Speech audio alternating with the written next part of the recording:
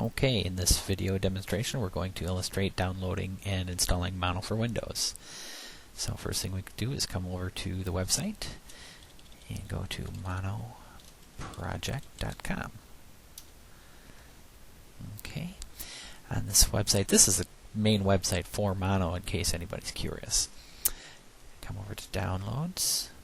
There's two releases available at the moment. The stable release is 1.06, and then there's the in development release, which is 1.1.4. I'll leave it up to you to decide which one to go with.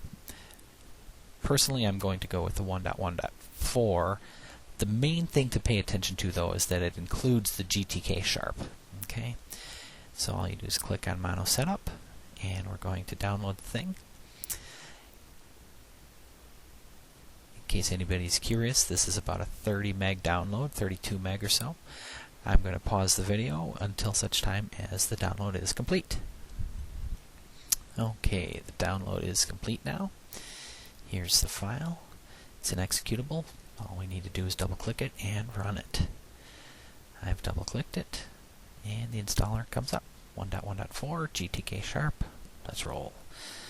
Do I accept the agreement? Of course, and I'm going to scan through it quickly. Okay, good for me. Next, release notes. I'll read those another time. It installs to C:program files mono-1.1.4. If you want to relocate that somewhere else, that's your prerogative. I'm going to leave it where it is.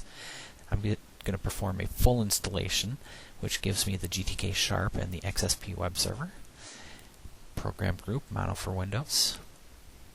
The XSP port default will be 8088. That's important to note, and we'll have to remember that for the next time. Make sure everything is complete, and let her rip.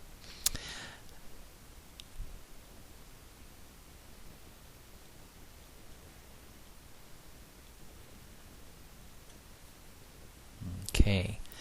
Thanks to TV time, my install went pretty fast in the demo. However, in reality, it took a little bit longer than that. Alright, so we're done. No reboot is necessary. We've got it.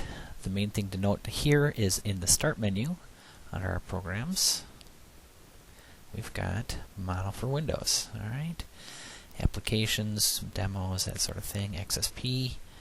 Alright, the big thing that I'm demonstrating today, though, is Mono Command Prompt.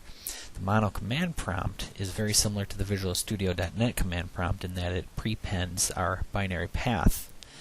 Alright, so here we've got the Mono path prepended to our path statement, so we can execute things like the Mono compile services. I didn't pass any arguments to it, or Mono itself, again, didn't pass any arguments, so there's really not too much to do. However, advanced GUI, bin, debug, and dir, here's our advanced GUI.exe. If I simply type advanced GUI and try and run it as a Windows executable, is not too happy about that, right? Please repair the Visual Studio.NET, blah blah blah. I don't have that because this specifically is a Mono application. So what I need to do is, just like under the Monoppix world, I have to type Mono advanced GUI.exe. Then the Mono framework can pick it up and go. Just like we would expect, I can click my get time. We have the correct time.